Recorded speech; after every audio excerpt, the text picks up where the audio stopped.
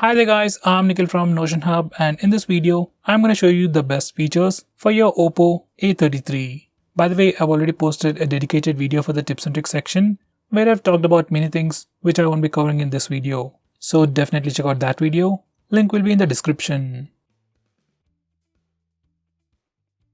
This phone sports a Snapdragon 460 processor with Adreno 610 GPU with up to 4GB of RAM and 32GB of storage. Even though it's not too great in terms of performance, but still it's pretty decent for a regular user.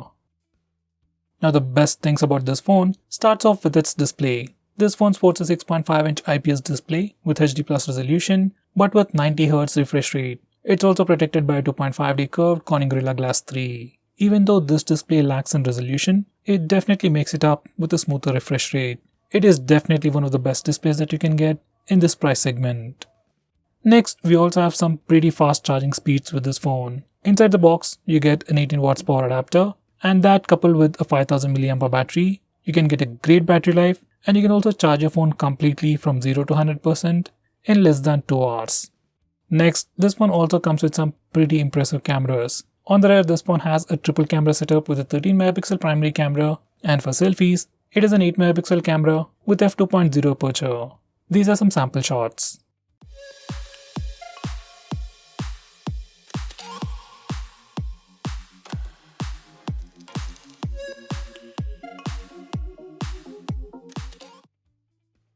Next, we have a dedicated nightscape mode to improve low light photography. It increases the exposure time and performs various computations to give you better pictures in low lighting conditions.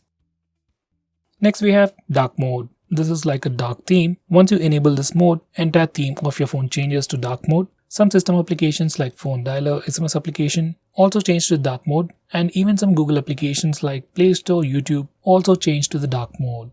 Next, we have dazzle color. Now this is a very unique feature available only on this phone or Realme and Oppo phones. You can use it for the front and rear cameras, and once you turn it on, everything will pop out, colors will look super saturated, and images will look very pleasing.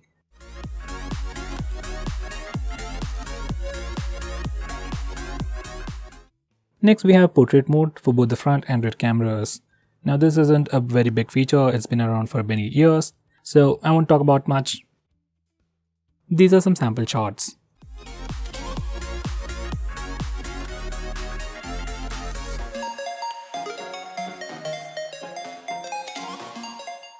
Next, we have stickers. Using this feature, we can add these stickers to your face using both the front and rear cameras and take some unique pictures. It comes with a few stickers pre-installed, and you can also download a lot more.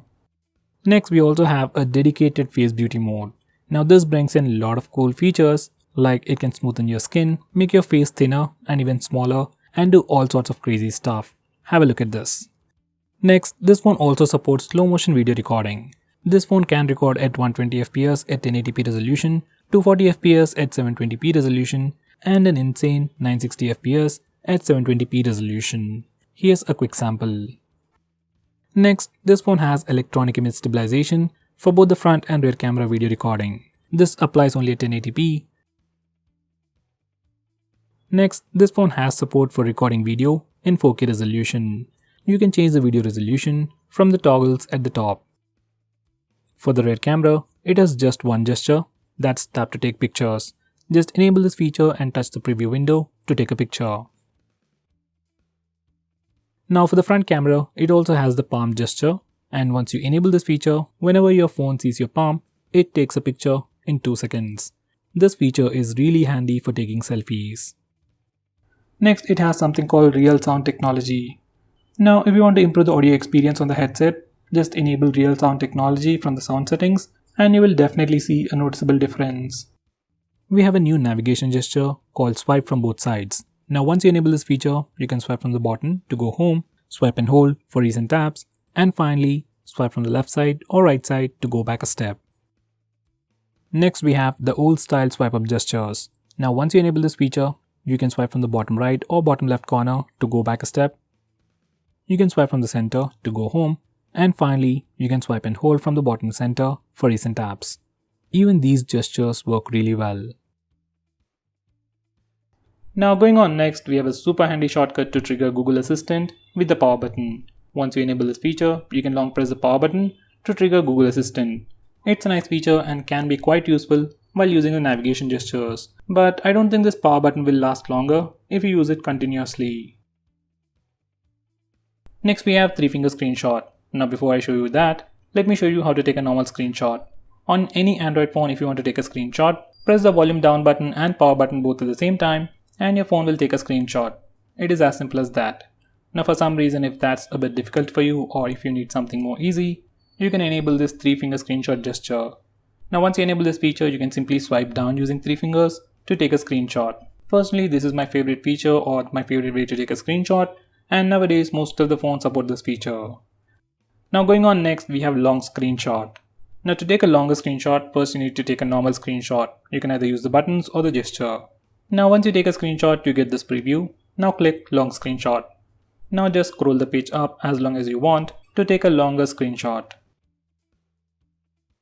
Now going on next, this phone even comes with screen recording. I really don't know why you want to record your screen, especially on an Android phone, but for some reason if you want to record it, you can start it from the notification toggles, or you can also use the smart bar, which can be accessed from anywhere by swiping on the right side corner. You can stop recording by clicking the stop button on the floating bubble. Next we have flash on call. Once you enable this feature, every time you get a call, flashlight on the phone blinks to give you an indication. This feature can be quite useful when your phone is in silent mode. Next we have a feature called vibrate when you answer an end call. Just like the name suggests, every time you answer a call or end a call, your phone vibrates. It's not a big feature, but adds to the overall experience. Next we have a feature that identifies unknown numbers. Once you enable this feature, whenever you get a call from any unknown number, your phone will check its online database and try to find the contact name. This can be quite useful to check spam calls. Next we have a feature called screen on end calls with power button. Once you enable this feature, you can end calls by pressing the power button when the display is on. When the display is off, clicking the power button just turns on the display. Next we have split screen mode. Now split screen mode has been on Android for a very long time, but on this phone, we have some more features. Now to start a split screen mode, as always, you can simply press and hold the recent apps button, or on this phone, you can also use the 3-finger gesture, simply swipe up using 3 fingers to open the current application in a split screen mode. You can choose a secondary application from the list below. Personally, I like this gesture and I wish every other phone has it. Next we have some screen off gestures like double tap to wake, just enable it and double tap the screen to wake it up. Next you can draw an O to open the camera application. We can also draw a V to toggle the torch. We can also draw characters like greater than or less than for music controls. And finally, you can add custom gestures like you can draw a W to open WhatsApp, M for phone dialer, and so on. Next we have raise to wake. Now once you enable this feature, you can simply raise your phone or pick it up from a table and your phone wakes up and then displays the lock screen. Next we have flip to mute incoming calls. Now just like the name suggests, once you enable this feature, you can flip your phone to silence an incoming call.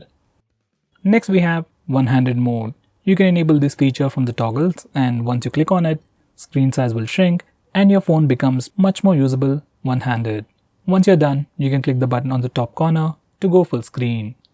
Next we have grayscale mode. Once again, you can access this feature from the toggles, and once you enable it, display goes completely black and white. You can use it as a prank or just use it while reading a book on your phone. Next we have digital well-being. Now this is a feature from Google that tracks all your usage on your phone and gives you a complete analysis of which apps you're using more, and then helps you limit your usage and block notifications from those applications. Next we have wind down. This feature is part of digital well-being, which can help you sleep faster at night. Using this feature, you can schedule your phone to turn on grayscale mode and do not disturb mode automatically at a specific time.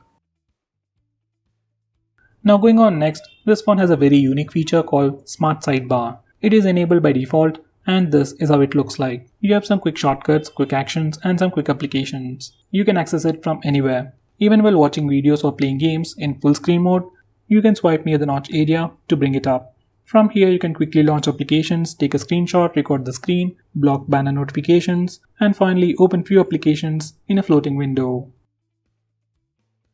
Next we have Assistive Ball. Now just in case if navigation gestures are not really your thing, but you still want a much more immersive experience, you can enable Assistive Wall.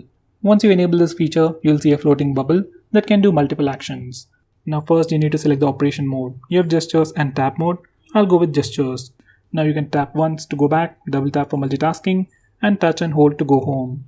If you select tap, once you click it, you just get additional options, just like the iPhones and iPads.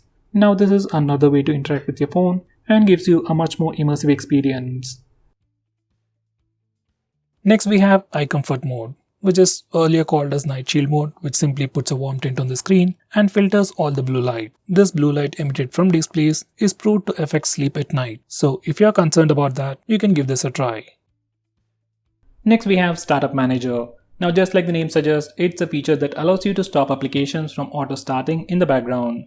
Now most of these applications automatically start in the background and then drain your battery life. And for the most part, just applications like maybe Instagram or WhatsApp needs to be allowed to auto start. So you can disable auto start permission for all these applications and further improve the battery life. Next we have an app lock built into the system. And unlike most phones, we can unlock locked applications either by using the password or the fingerprint scanner, and even by using the face unlock feature. So if you're already using face unlock feature on your phone, most of the time you won't even see the lock screen. Now because of this one particular feature, you can lock any application you want and you won't be inconvenienced in any way. Next we have clone apps, which is a feature that allows you to use two instances of the same application. Like you can have two WhatsApp accounts, two Facebook accounts, and two Instagram accounts on the same phone. This is definitely a very handy feature, but it is still limited to only very few applications. Let's say if I want to use two Paytm accounts on the same phone, we can't do that. Next we have Game Space. Now this feature or application just tries to improve your gaming experience and gives you a lot more cool features. Now once you add all your games to this Game Space and then open that game, your phone will divert all the resources to improve your gaming experience. It means faster game load speeds, better visuals, and more than that, it gives you the option for Do Not Disturb mode, where you won't be interrupted with annoying notification sounds or visual disturbances like banner notifications. You also have different power profiles to improve the performance or battery life. It also gives you the option to disable auto brightness, which is missing on many phones out there. Next we have Wi-Fi tethering. Now this is a very unique feature which allows you to share existing Wi-Fi connection to other devices. It's like your regular hotspot, but instead of using your mobile data, it will use your existing Wi-Fi connection. Now you might think this might not be a useful feature, but let's say if you're in an airport or a hotel where you have access to only one device or a Wi-Fi, then in that situation, you can share the existing single Wi-Fi connection to multiple devices. Next we have Private Safe. Now this feature is more like an application or like a vault where you can hide all kinds of files. Just like the app lock, we can have a completely different password from your lock screen and we can unlock it using your fingerprint or your facial data. Personally, I suggest you to use Gallery Vault. Next we have Automatic On-Off. Now this is another weird name for schedule power on and power off, and using these settings, we can automatically turn on and turn off your phone at a specific time. Next we have Kid Space. If your kid is troubling you about your phone, he wants to play some games, or maybe sometimes he accidentally purchases stuff, Kid Space can be quite useful for you. Once you configure this Kid Space, your kid will be able to only use specific applications that you choose, and he will be able to use your phone only for a specific amount of time. Once again, it's a nice feature, but if your kid already knows your password, it's completely useless. So guys, those were all the best features. If I missed out on anything important, do let me know by commenting below this video, and make sure you check out my video on tips and tricks section. Link will be in the description. Now, if you're planning to buy this phone, please use the link in the description. It always helps the channel, and if you want us to make any specific video, tweet out to us with the hashtag AskGreedyTech on Twitter, and I'll try to make it as soon as possible. I'm Nikhil from GreedyTech signing off. Have a nice day.